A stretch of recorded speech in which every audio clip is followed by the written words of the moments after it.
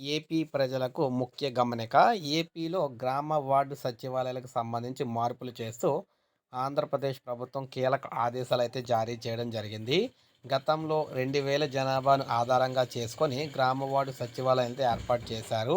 ఇప్పుడు అదే జనాభాను ఆధారం చేసుకొని ఈ సచివాలయాలనైతే మార్పులైతే చేయబోతుందనమాట ఆంధ్రప్రదేశ్ ప్రభుత్వం.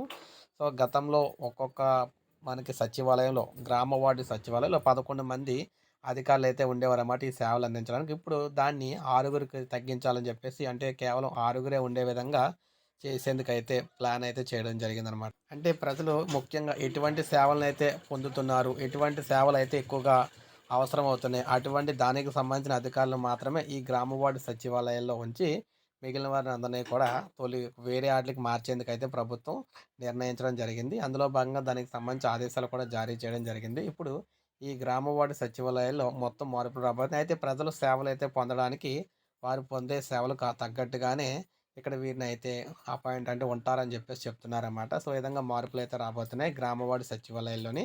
సో, ఇది మనకు అప్డేట్. ఒక లైక్ చేయండి, సబ్స్క్రైబ్ చేసుకోండి. మన ఛానల్ సబ్స్క్రైబ్ చేసుకొని